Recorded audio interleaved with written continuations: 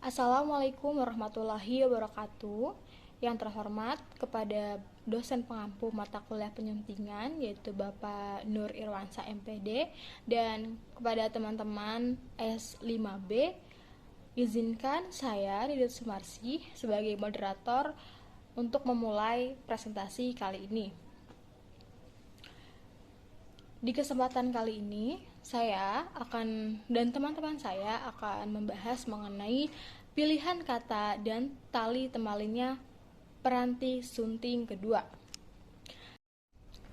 Sebaiknya kami mengenalkan diri. Kami dari kelompok 7 yang beranggotaan saya sendiri, Didit Sumarsi dengan NPM 2020215394, dan ada saudari Epifania Nganul dengan NPM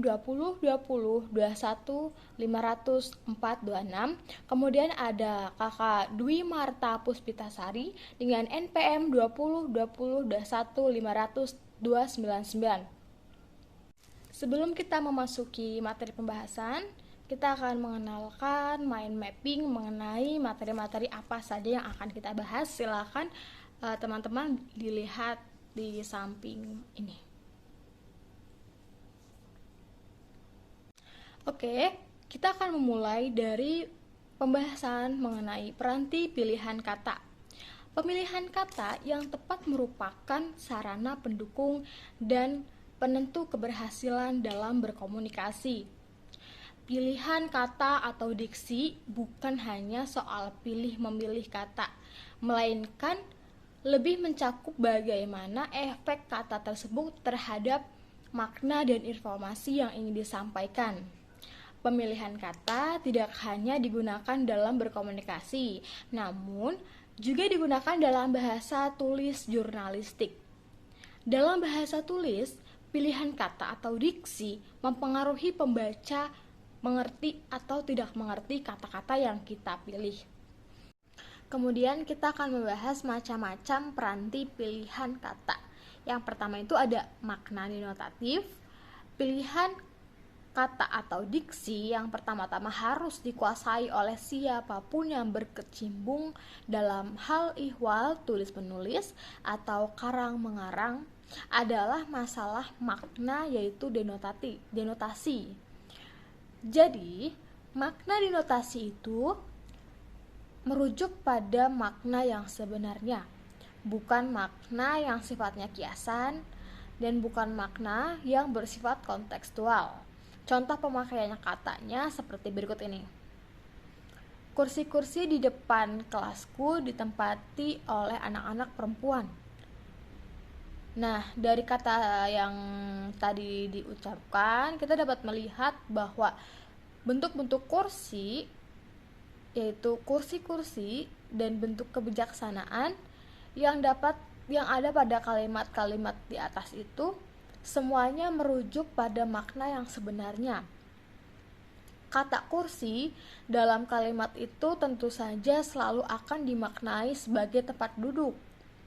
Adapun bentuk kebijaksanaan selalu menunjukkan pada perilaku atau tindakan yang bersifat kebijaksanaan. Yang kedua, ada makna konotatif, adalah makna yang berbentuk kebahasaan, harus dikaitkan dengan asosiasi-asosiasi tertentu yang kemungkinan hadir dalam proses pemaknaan tersebut.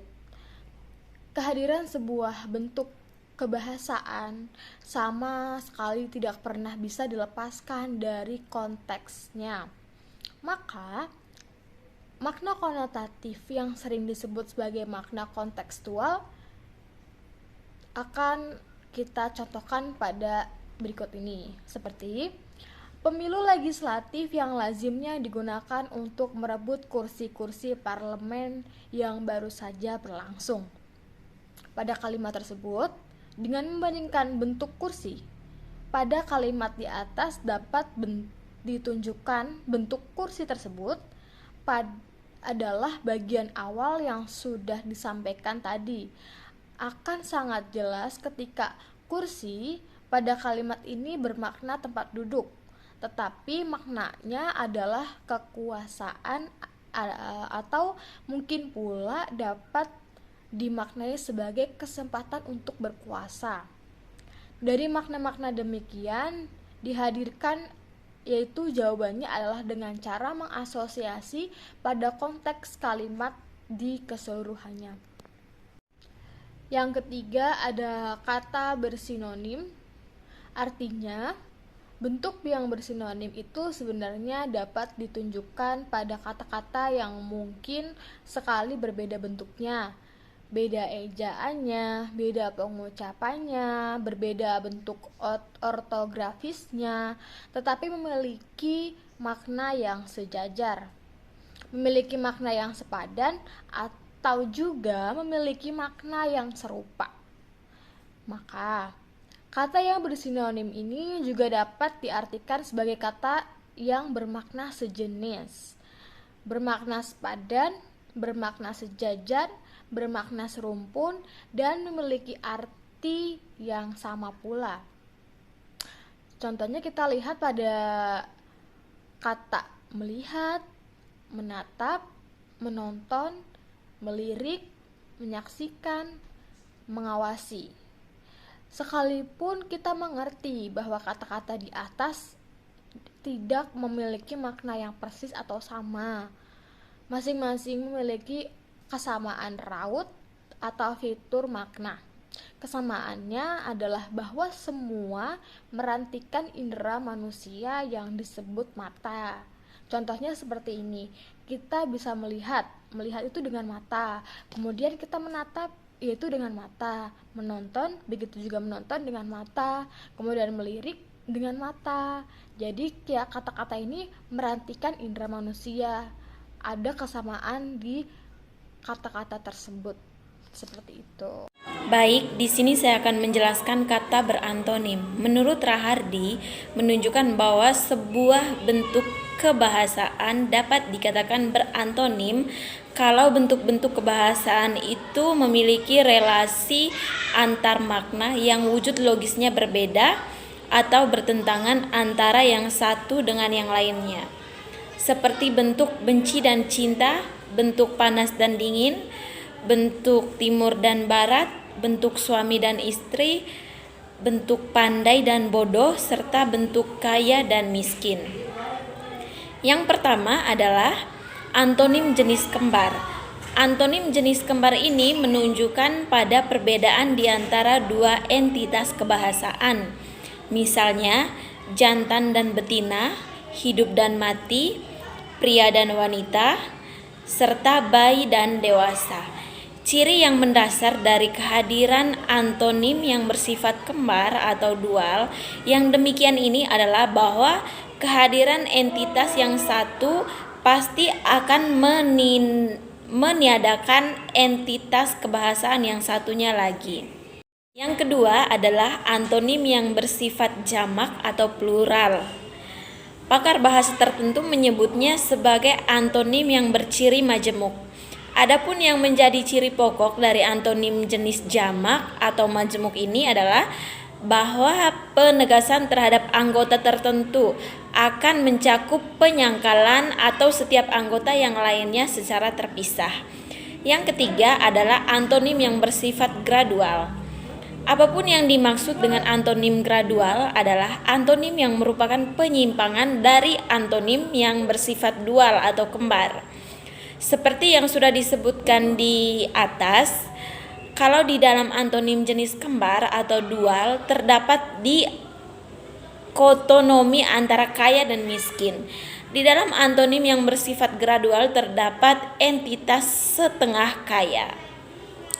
Keempat adalah antonim jenis relasional. Adapun yang dimaksud dengan antonim jenis relasional adalah bahwa bentuk-bentuk kebebasan yang dianggap berantonim itu memiliki relasi yang menjadi kebalikan antara guru dan murid. Misalnya saja, terdapat jenis antonim yang bersifat relasional itu, demikian pula antara ibu dan ayah. Dan anak-anak terdapat antonim yang sifatnya relasional. Selanjutnya kata berasa. Bahasa pun sesungguhnya memiliki cita rasa. Cita rasa bahasa yang demikian itu akan banyak ditentukan oleh tingkat piawaian, dan pengalaman dari si penutur atau si penulisnya dalam neramu bumbu-bumbu masanya dalam aktivitas berbahasaan.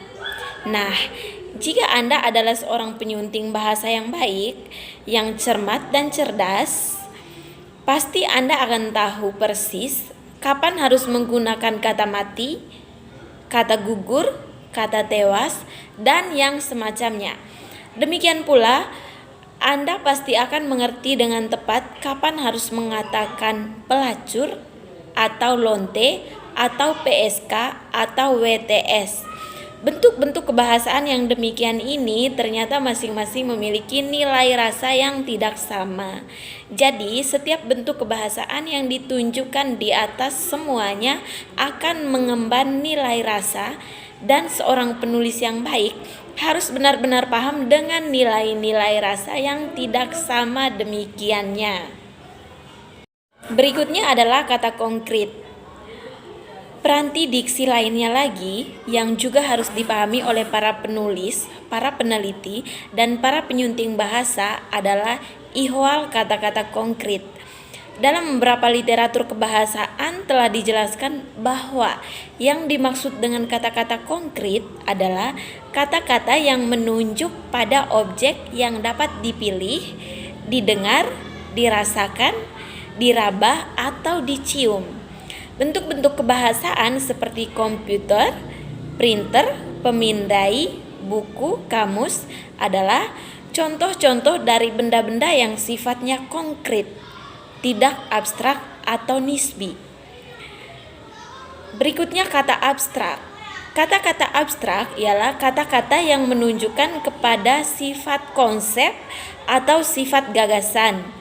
Kalau kata-kata konkret itu banyak digunakan untuk membuat semacam deskripsi atau penggambaran dalam karang mengarang, kata-kata abstrak sering dipakai untuk mengungkapkan gagasan-gagasan atau ide-ide yang cenderung lebih kompleks dan rumit. Sebuah argumentasi atau persuasi hampir mustahil dapat diungkapkan dengan kata-kata yang sifatnya konkret. Sebagai contoh dari kata abstrak itu adalah kata pendidikan atau kata pembodohan. Tentu saja orang tidak akan dapat menggunakan indera untuk bisa menyentuh entitas pendidikan atau pembodohan atau kemiskinan serta kekayaan. Lazimnya, kata-kata yang bersifat abstrak itu wujudnya adalah kata-kata yang berimbuhan atau berafiks. Yang berikut, kata umum. Kata umum lazimnya dipahami sebagai kata yang memiliki lingkup makna yang jauh lebih luas dibandingkan dengan kata khusus. Semakin umum sebuah kata, maka akan semakin tidak akurat kata itu jika digunakan untuk menggambarkan sebuah konsep. Kita ambil saja sebagai contoh kata melihat. Yang jelas sekali masih dapat dijabarkan lebih lanjut menjadi kata menonton, melirik, memandang, mengamati, dan seterusnya. Demikian pula kata jatuh, yang juga masih dapat dijabarkan lebih lanjut menjadi tersungkur, terpeleset, terjerembab, atau seterusnya. Dengan demikian, harus dikatakan pula bahwa siapapun harus sungguh cermat dan cerdas di dalam memerantikan kata-kata untuk mewadahi sebuah konsep. Selanjutnya adalah kata khusus. Kata-kata khusus itu sesungguhnya adalah kata-kata yang merupakan jabaran dari kata-kata umum. Dengan perkataan lain pula, sesungguhnya kata-kata khusus itu merupakan jabaran atau perincian dari kata-kata yang sifatnya umum. Seperti kata bunga misalnya, masih dapat dijabarkan lebih lanjut menjadi nama-nama bunga yang lebih spesifik, yang jumlahnya mungkin ribuan. Nah, nama-nama bunga itulah yang disebut sebagai nama-nama khusus. Demikian pula, tidak selalu harus digunakan kata-kata yang sifatnya umum dalam sebuah karya atau tulisan. Akan tetapi, memang harus disadari bahwa pemahaman seorang penulis peneliti dan penyunting bahasa ihwal kata-kata, demikian ini adalah hal yang sangat penting. Demikian pula sebaliknya, jika Anda menemukan kata-kata yang sifatnya spesifik, coba pikirkanlah alternatif dan bentuk umumnya. Berikutnya adalah kata lugas. Kata-kata yang lugas juga merupakan kata-kata yang ringkas, tidak merupakan frasa panjang, dan tidak mendayu-dayu sifatnya dalam menggambarkan sebuah konsep. Dalam menyampaikan ide atau gagasan, hendaknya orang harus selalu berpikir, apakah gagasan itu harus diungkapkan dengan kata-kata yang harus lugas, ataukah boleh dengan kata-kata yang sedikit melingkar dan berbunga-bunga? Kita ambil saja contohnya dari kata relokasi, yang mungkin sekali banyak dianggap sebagai kata yang tidak lugas karena faktanya lugas adalah penggusuran. Fakta lugas dari kata relokasi ini adalah penggusuran. Pertanyaannya, apakah selalu kata penggusuran yang berdimensi lugas itu digunakan dalam setiap kesempatan? Tentu saja tidak. Pembacaan terhadap situasi tidak saja diperlukan dalam konteks pemakaian bahasa secara lisan. Dalam konteks pemakaian tulis pun, pemakaian bentuk kebahasaan yang situasional dan kontekstual adalah suatu keharusan. Selanjutnya saya serahkan kepada saudara saya Dwi Marta Puspitasari. Selanjutnya yang ke-11 ada penyempitan makna. Sebuah kata atau entitas kebahasaan yang lain dikatakan akan mengalami penyempitan makna apabila dalam kurun waktu tertentu maknanya bergeser dari semula yang bersifat luas ke dalam makna yang cenderung lebih sempit atau terbatas. Beberapa kata dalam sebuah bahasa bisa jadi akan mengalami proses kebahasaan demikian itu.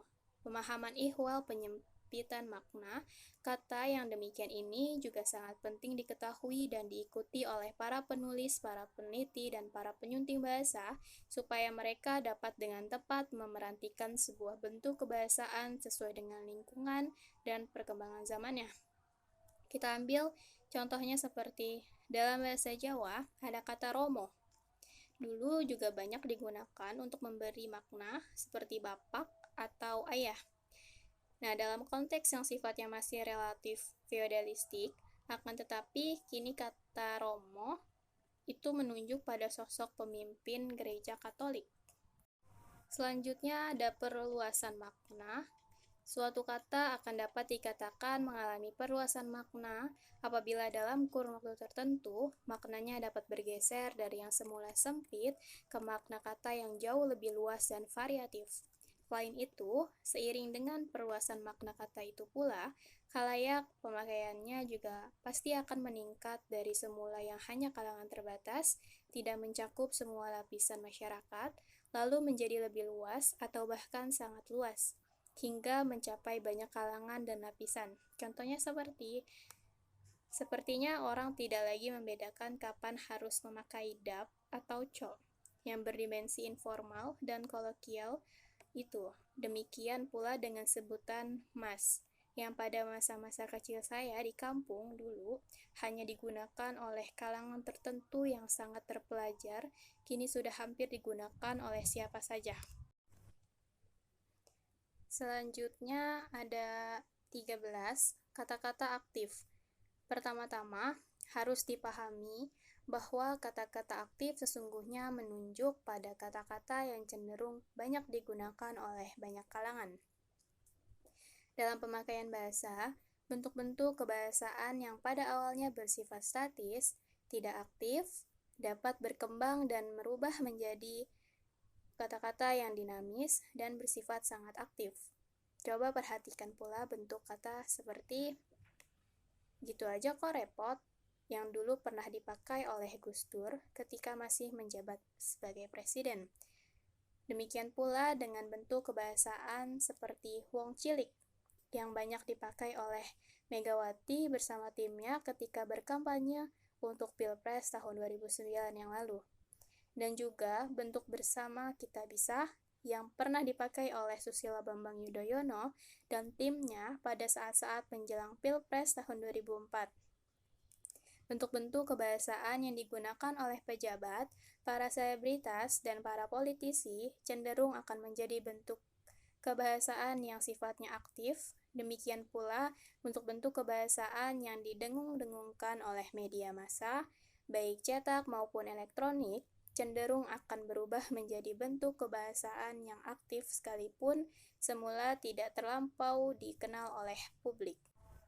Selanjutnya 14, ada bentuk-bentuk idiomatis. Para penulis, peneliti, dan penyunting bahasa harus benar-benar memahami bahwa bentuk idiomatis itu memang ada pada semua bahasa. Bentuk idiomatis adalah bentuk-bentuk yang sudah merupakan senyawa dan cenderung merupakan ungkapan baku dan standar. Nah, bentuk-bentuk kebahasaan yang bersifat senyawa atau bersifat idiomatis itu diantaranya adalah sehubungan dengan, dibandingkan dengan, terkait dengan, berkaitan dengan, berkenaan dengan, berharap akan, disebabkan oleh, sesuai dengan, terbuat dari, terdiri dari, antara, dan baik maupun. Nah, tentu saja masih ada beberapa bentuk idiomatis lain yang cenderung akan banyak ditemukan di dalam karang mengarang atau tulis-menulis. Selanjutnya 15, ungkapan standar. Dalam buku Pedoman Penyuntingan Bahasa untuk karang mengarang ini, saya bermaksud membedakan antara bentuk-bentuk idiomatis yang sering saya sebut sebagai bentuk-bentuk senyawa, seperti pada bagian terdahulu, dan ungkapan-ungkapan kebahasaan yang sifatnya khusus dan khas. Seperti contoh di bawah ini, ada ungkapan beserta maknanya, yaitu ada mengadu lidah bermakna bertengkar, mengadu nasib bermakna mencoba peruntungan, masuk ke peraduannya bermakna terbenam, batang air bermakna sungai, tanah air bermakna negara, air muka bermakna wajah, titik air liurku bermakna timbul selera. Nah, dari contoh-contoh yang saya sampaikan di depan itu, kelihatan sekali bahwa ungkapan-ungkapan di atas hampir semuanya mengandung makna kiasan. Jadi, jelas sekali perbedaannya dengan bentuk-bentuk idiomatis yang saya sampaikan pada bagian terdahulu. Selanjutnya 16, ada bentuk serapan asing.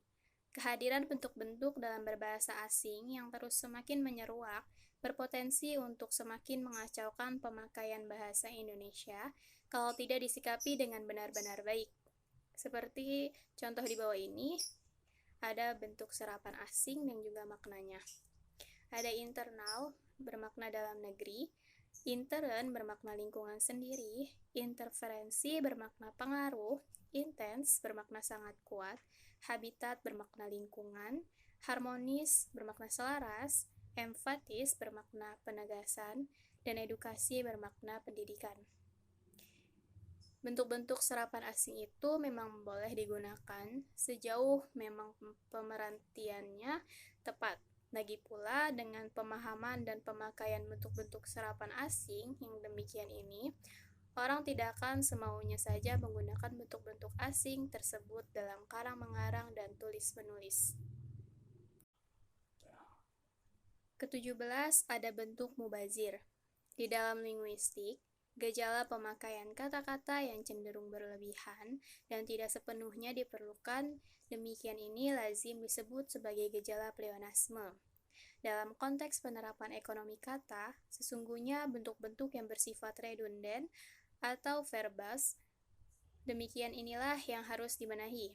Jadi, jangan justru prinsip ekonomi kata itu dikenakan pada bentuk-bentuk idiomatis dan pada ungkapan-ungkapan standar seperti yang sama ini banyak dilakukan orang.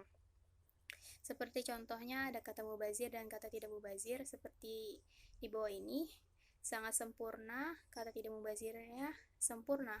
Sangat sempurna sekali, sama, sempurna, merencanakan akan, berencanakan, berencana akan, berencana, diperuntukkan bagi, kata tidak mubazirnya diperuntukkan atau bagi, ditunjuk untuk, ditunjukkan atau untuk, dimaksudkan untuk, dimaksudkan atau untuk, Menanyakan pertanyaan bisa memakai menanyakan, memberitakan berita bisa dipakai memberitakan saja. Nah, dalam pencermatan dan pengamatan saya sebagai konsultan bahasa selama ini, pemakaian bentuk-bentuk yang berciri mubazir atau lewah demikian ini ternyata telah demikian menggejala dalam karang-mengarang bila mana Anda mengerti secara persis bahwa bentuk demikian ini memang tidak benar dan harus dipenggal, silakan dipotong saja agar tidak lagi menjadi bentuk yang berkepanjangan dan mubazir. Selanjutnya 18, ada bentuk baku dan bentuk tidak baku.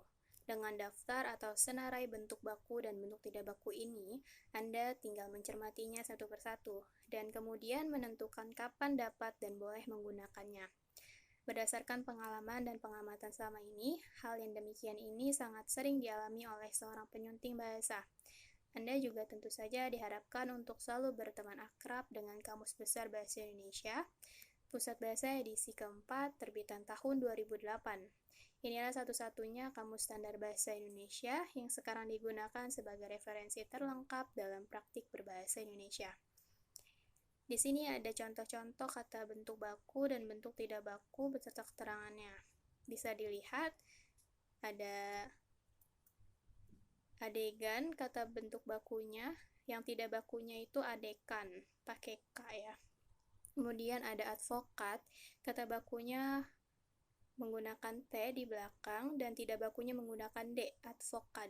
Kesimpulan dari presentasi kami adalah kata yang tepat akan membantu seseorang mengungkapkan dengan tepat apa yang ingin disampaikan secara lisan ataupun tertulis. Pemilihan kata yang harus sesuai dengan situasi, kondisi, dan tepat penggunaan kata-kata tersebut. Pembentukan kata atau istilah adalah kata yang mengungkapkan makna konsep, proses, keadaan, atau sifat khas dalam bidang tertentu. Kreativitas dalam memilih kata merupakan kunci utama pengarang dalam menulis gagasan ataupun ungkapan. Penguasaan dalam pengolahan kata juga merupakan kunci utama dalam menghasilkan tulisan yang indah, dapat dibaca, serta ide yang ingin disampaikan penulis dapat dipahami secara baik. Terima kasih telah menyimak presentasi dari kelompok 7. Semoga materi yang kami sampaikan bisa diterima dengan baik dan bisa dimengerti. Sekian dari presentasi kelompok kami. Wassalamualaikum warahmatullahi wabarakatuh.